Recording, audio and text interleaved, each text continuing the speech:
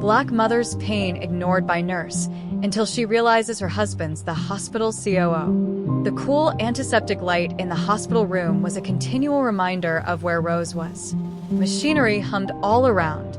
Knowing what she was about to do, she inhaled, deeply grasping the arms of the chair in the room's corner. Her body ran with a mix of exhilaration and fear, a concoction of emotions that had defined the last months of her life.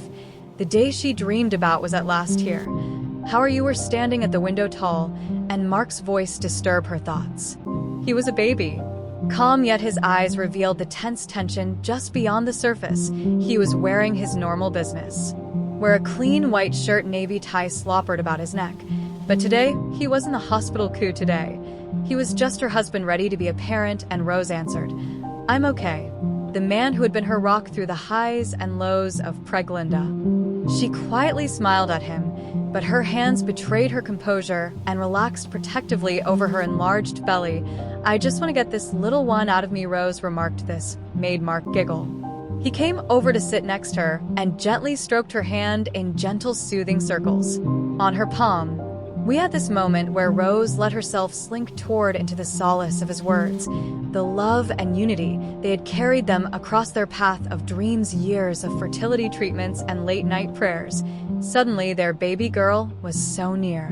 She felt the expectation weigh on her, but in the greatest possible manner, as Rose's expression changed slightly as another wave of pressure passed through her abdomen. She inhaled through it. Emphasizing the rhythm of her inhale and exhale, she continued. Another contraction, almost to herself, as though she were urging her body to remain cool. Mark looked her closely. His eyes searched her face for any pain. He grasped her hand, leaning, "And you sure? You're okay?" Rose nodded. "Simply ready. I feel like this Preglinda has lasted." Mark grinned. "You forever.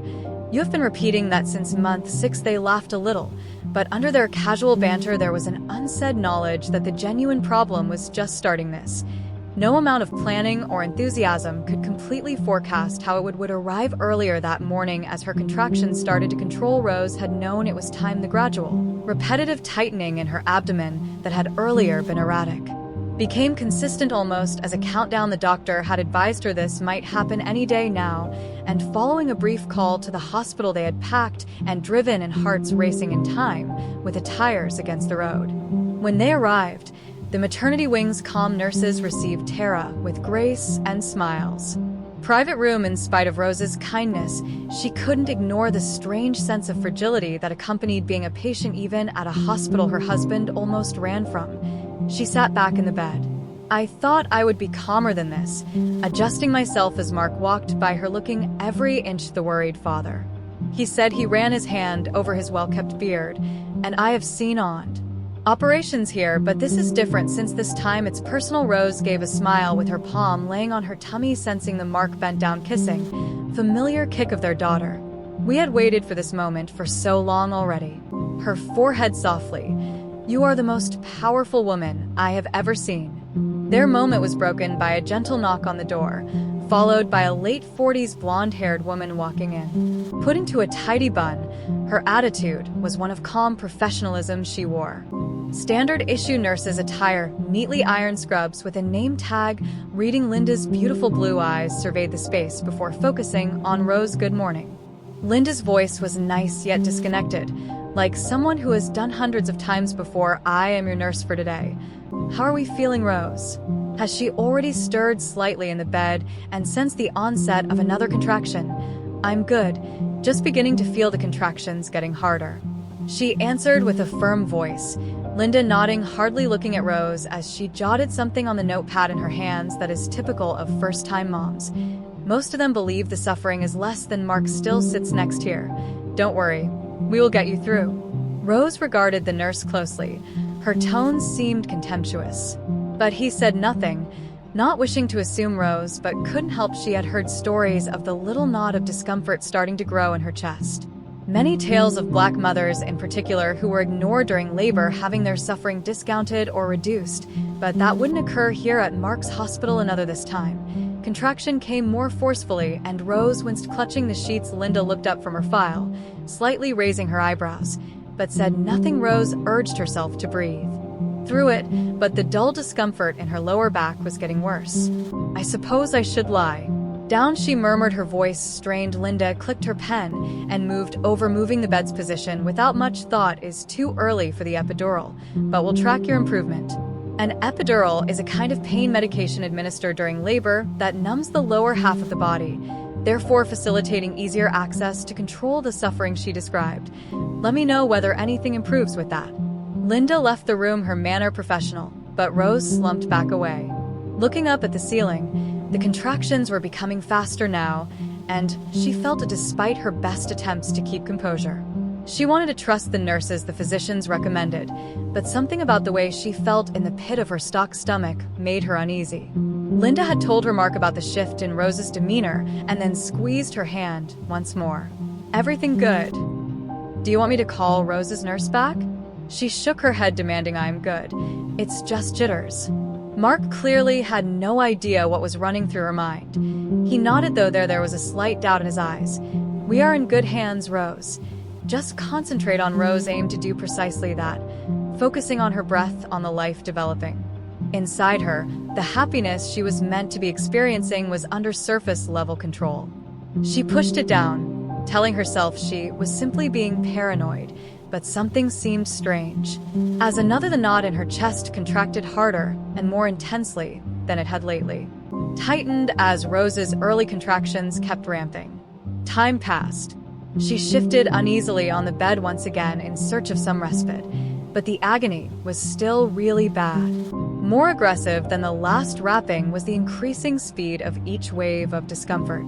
She had expected, like a vice squeezing tighter and tighter. Mark around her abdomen and lower back was remained at her side, clutching her hand, but he could feel the room's rising tension from his comforting comments.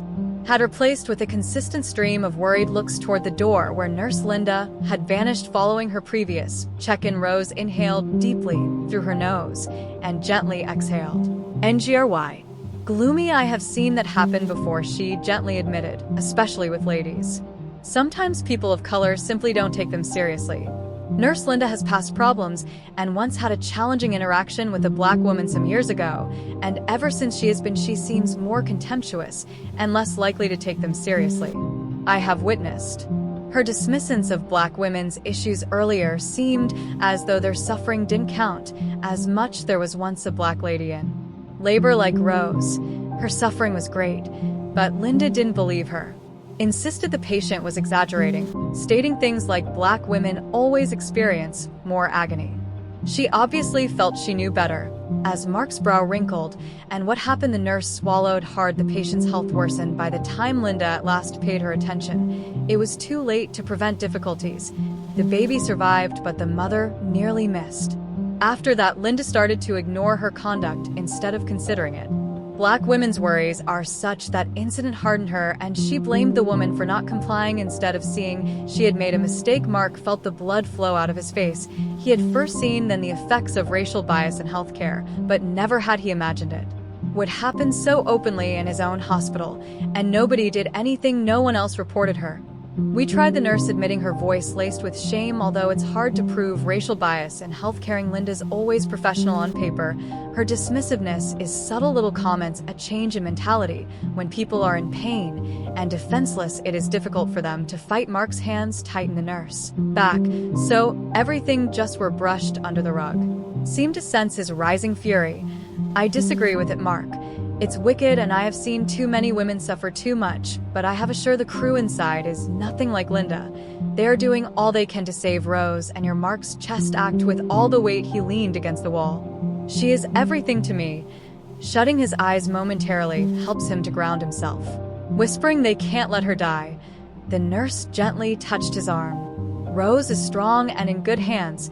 Don't give up hope." Inside the surgery room, felt an unusual pressure in her abdomen as the operation started, but the agony was far gone now. Subdued by the anesthesia, she was hardly conscious of what her head cloudy, her ideas dispersed, was doing.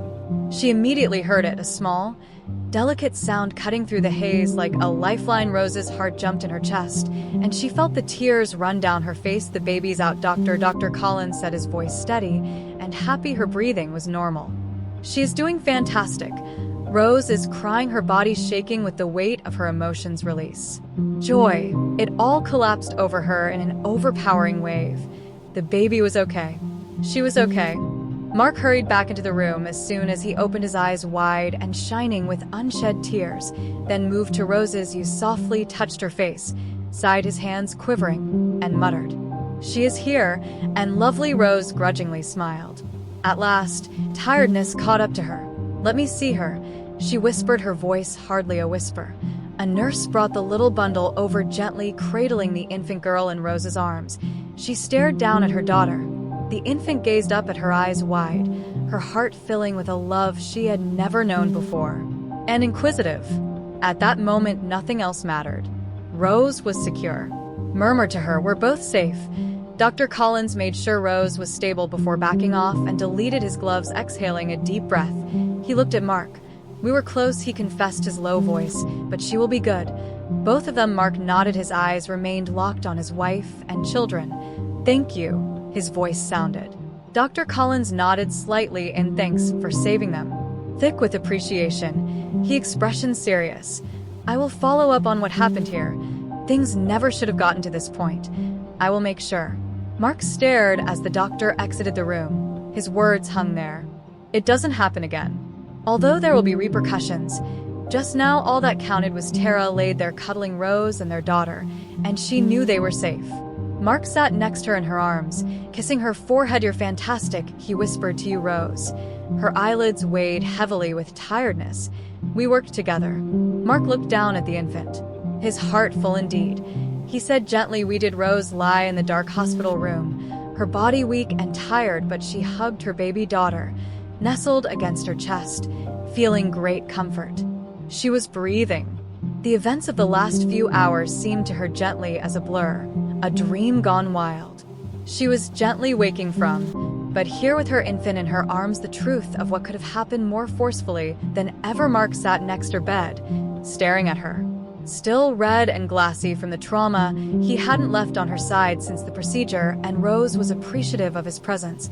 But undercurrent of resentment simmered behind his relief. She could sense it in every time he looked at the door they had. His jaw tightened, the way his palm grasped the arm of his chair. "Nearly lost everything. She is gorgeous," Rose said, shattering the silence as she looked down at their daughter. The small fists of her trembled gently against Rose's. Mark nodded in the chest. His face remained stiff. He said gently, "But we shouldn't have had to go through this." Rose groaned slightly in bed when a throbbing agony pulsed across her abdomen. "I knew," she whispered. "They didn't pay attention to me." Not until Mark's eyes clouded and he stood almost too late.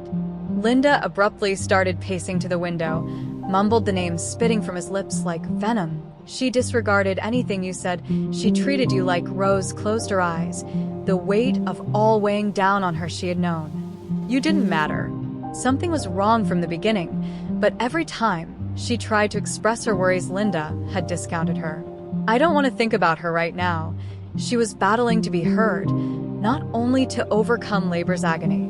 Rose whispered quietly, "Not while we were here with our kid." Mark's pace paused, and he turned back to Rose, is still clearly angry, but softened by the sight of their child. "You are right," he advised, slow breathing, "but we have to act, Rose. We cannot just let." Rose nodded. She knew he was correct. She wanted to concentrate on the delight of having their daughter, but considering what had happened, what may have gnawed at her, none should have to go through what she had gone through. Nobody should be thrown aside, particularly in an area where their life is expected to be spent. Moments later, she murmured softly, "We'll deal with it later. For now, let's just be." Mark stopped momentarily, then came back to her side, seated, and grabbing her hand, he moved forward to gently kiss her forehead. "You're amazing. You know that," he murmured. Rose, a feeble smile on top of the weight of tiredness still bearing on, she said, the strain. "I couldn't have done it without you. We did this together." Mark's expression softened as he gazed down at their daughter. "I nearly lost both of you," he muttered, his voice hardly audible. "I can't get rid of that sensation." Rose squeezed his palm. "But you." Mark nodded. Yet, she could see the gears still revolving in his thoughts. This was not finished here. He was not yet at the moment of harmony between them when Ed knocked softly. Rose's pulse missed a beat when the door creaked open and Linda's face tightened with the same chilly professionalism she shown throughout Rose's labor. "How are we feeling, Linda?" Tone neutral, but Mark tensed in his chair, lacking any genuine warmth or empathy, his hand clutching Rose's just a little tighter. She readied herself for what she could sense as the tension radiated off him in waves. Was about to happen. "We're okay," Mark remarked coldly, his gaze tightening as he gazed at Linda thanks to Dr. Collins. "Not you." Nanae's lips squeezed into a thin line. She did not reply right away, though. She proceeded toward the monitors, monitoring Rose's vitals using a trained approach. Rose could hear her pulse increasing, a familiar sense of frustration rising inside her. She wanted indifference. Speaking to Linda personally, the words felt weighty on her tongue. She didn't want to go back over the suffering the terror caused just yet. But Mark said, his voice low, "But almost cost my wife and children their life." Mark said he was holding back, loaded with hardly controlled wrath. "Do you even comprehend that? Do you even?" Linda straightened, then turned back to her, staring at Mark momentarily. "I was following procedure," she remarked plainly. "First time my mother's often." Mark snapped, standing from his chair. "And you dare finish that sentence? You told me something was wrong, so don't you dare accuse my wife of this?" She couldn't disagree, even though Rose winced at Mark's roughness. Every word he spoke was accurate. She had been written off repeatedly. Until it was almost too late, Rose's eyes strayed toward Nanae, but there was no. She looked at me with an apology. "If you have, I did what I felt to be appropriate for the circumstances." Mark let out a sour chuckle, shaking his head. "You can take these issues up with the administration." "I am the administration," he remarked coldly. "I am the COO of this hospital. Trust me, this is far from finished." Nanae's expression faltering, first her confidence wavering. She opened her lips to reply, but before she could say anything, Dr. Collins walked into the room, his presence instantly calling attention. Dr. Collins looked between Linda and Mark. He inquired, his tone cool but forceful, swiftly measuring the tension in the room. "He found everything fine here." Mark muttered, his voice tight. "She ignored my wife's calls for assistance. She discounted her suffering, her worries, and nearly killed them both." Because to Dr. Collins's eyes grew sharp as he turned to Linda to ask what happened. His voice low, his posture tensed. "Me following accepted protocol," she said defensively. "When she initially arrived, she showed no obvious symptoms of discomfort. Except from the patient alerting you to a problem," Dr. Collins responded with a chilly voice. Listening to the patient, not only the machinery. Nanae's mouth snapped closed, and Rose first noticed a flickering of doubt in her eyes. Dr. Collins moved closer to Linda, his expression stern. "Almost cost us too. We are now fully investigating this occurrence, and you will be put on immediate leave. Pending the result." Nanae's face turned pale. Dr. Collins cut her off, his voice leaving no place for debate. "Leave now before I contact security to take you out." Linda stood frozen, for her lips parted as though she wanted to protest. Then she closed them stiffly and turned on her heel, leaving the room without saying another word. The tension in the room changed as soon as the door closed behind her, seemed to lift, although the resentment lingered in the air like a weighty cloud dragon. Dr. Collins turned back to Rose and Mark, his demeanor softening. "I'm sorry you had to go through that," he added silently. "Today's unacceptable events shouldn't have had to battle to be heard." Rose nodded, her throat tight with passion. "Thank you," she whispered, her "thank you for saving us." Dr. Collins presented a brief understanding on, voice cracking. "Nod. We will be going over all of New York's actions today. You have my promise that we will make sure this does not occur. Once more, should you require anything at all, let Mark, still standing, know." He took a long sigh and nodded. "We will be checking in on that research," his tone more clearly measured now. "This cannot be brushed under the carpet." "It will not be, Dr. Collins assured, voice firm. The doctor excused. "We will find the root of this." Himself once more left Rose and Mark alone. They sat in for a protracted period, silence, the weight of all that has happened hanging heavy on their shoulders. Rose looked down at their baby, who is now asleep in her arms, blissfully ignorant of the turmoil around her birth. "We did." Rose's voice quivering with passion. "We made it." Across, Mark seated next to her, his face softening as he watched their daughter, Indeed, we did, he murmured silently, but though they both understood the war wasn't over New York's, as much as they wanted to concentrate on the delight of their new family. Her lack of attention indicated a far more general issue, and Rose and Mark have survived others, but we cannot say we are so lucky. Let this happen once again, Mark whispered gently, his palm lightly resting on Rose's shoulder. Nor to anyone else, Rose nodded, still staring at their daughter. We will ensure of it. 2 days had elapsed. Rose sat in bed, clutching her since her emergency surgery. The weight of the incident still hovered in the air. The infant girl was physically recovering as sunshine came through the hospital window, but the mental scars of the fury and the dread still fresh. Mark had stayed at her side the whole, though his focus had changed somewhat. He had spent the last 48 hours silently but powerfully demanding responses. Rose understood from the hospital administration how much this meant to him, not just as her husband, but also as the hospital COO.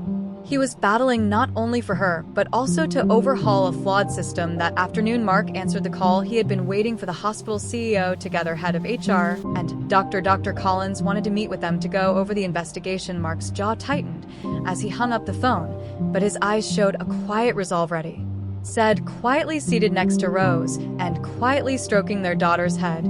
They will brief us on the. Rose nodded, her heart rate from the investigation findings accelerating. This was the moment they had been waiting for, the one where everything that had transpired would be acknowledged, but it was more about making sure none other would have to struggle for their rights than it was about Linda anymore.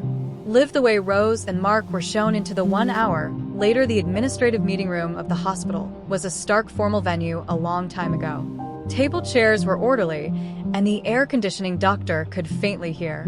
Dr. Collins arrived, already seated next to Mr. Anderson, the hospital CEO, a man Mark had known for years. Lacked lighthearted pleasantries and small talk. The mood was tense and businesslike. Thank you both for coming, Mr. Anderson started, his voice even though there was an undercurrent of tension.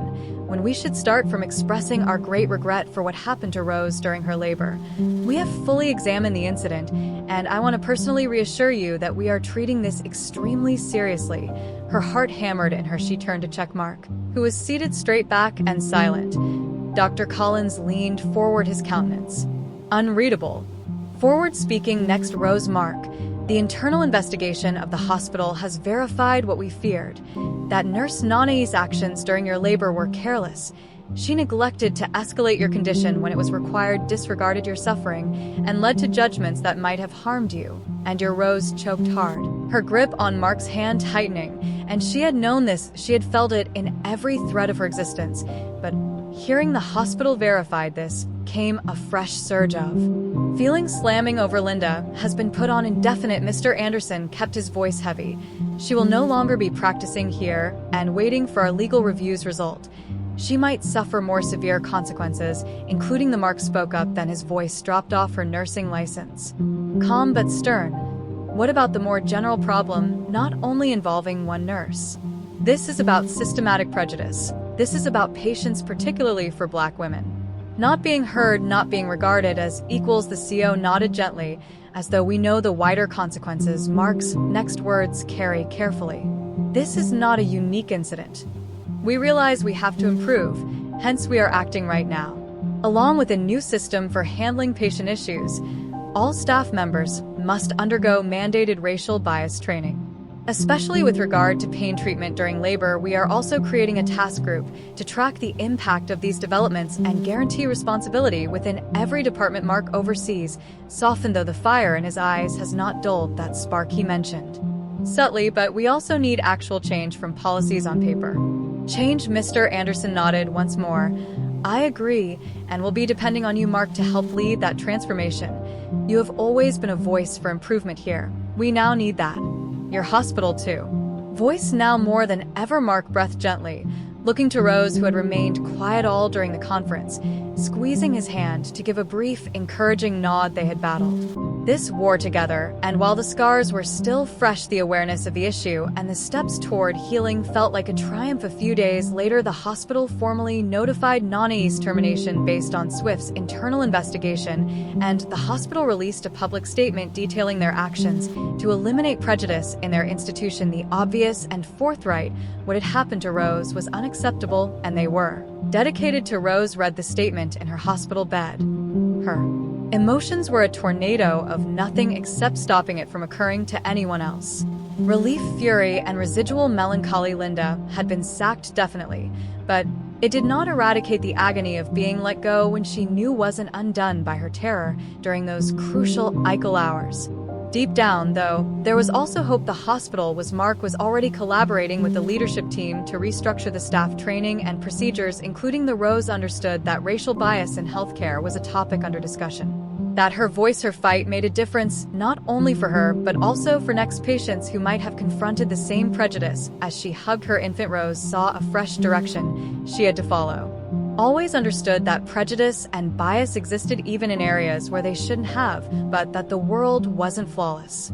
She now possessed the ability to assist in altering it together. Mark along with those who really wanted to change things. On the morning of their discharge, Rose and Mark ready to leave the hospital with their infant. The sun poured warm, golden light across the room as Mark was quiet, his kid in a soft pink onesie, her small fingers curling around Rose's hand. Eyes fixed on the little suitcase he was packing, but Rose sensed the feeling radiating from him he had been carrying. Strong for her all during the hardship, and now, as they are ready to depart, the weight of everything they had gone through was beginning to settle. "Are you okay?" Rose sat on the edge of the bed and gently held their baby close. Mark gazed up, his eyes, a mixture of relief and tiredness. "I am now," he muttered softly but quietly, "but it's difficult to move on from all that transpired. I find myself wondering what if Dr. Collins hadn't made it in time." Rose reached out and laid her hand on his arm, but he did. "Now." Mark is nodding, a little smile as we leave this area together, hugging at the corners of his lips. "You're correct, we created it." One of the younger staff members entered as they were getting ready to leave the room. Rose hadn't seen before. She gave them a friendly grin with soft eyes. She glanced at their kid. The nurse congratulated both of them. "She is beautiful. Of you." Rose responded with a soft but forceful voice as they made maid. Rose couldn't help to consider everything that had transpired, the anxiety as they moved through the hospital hallway. The struggle for her life and the fortitude required to be heard today. With her daughter in her arms and Mark by her side, she felt emboldened. Her voice had spoken out against injustice, had set off change as the door slid open at the hospital entrance. Breathing in the fresh air, Rose felt the smooth whoosh and the bright morning light spread over the ground outdoors. She had not felt freedom and calm since they arrived. Mark, as they walked outside, their baby tucked between them, ready to go home, threw his arm over her shoulders and asked gently. Rose grinned, her heart full more than ever as they left the hospital together, leaving behind the fear and the suffering, but carrying with them the strength they had discovered in each. Others were beginning a fresh chapter marked by love, optimism, and the knowing they had changed things. And when they gazed down at their daughter, small and flawless in her mother's arms, they understood that the struggle for justice continued elsewhere. They had stood up and would keep battling for a society in which every voice was heard, where none was discounted, and where compassion and love conquered discrimination. Disclaimer: this channel stands against all forms of intolerance, discrimination, racism, and violations of human rights. The stories shared here are original creations, developed to encourage reflection, understanding, and constructive dialogue. All content is produced with a commitment to respecting diversity and honoring human dignity.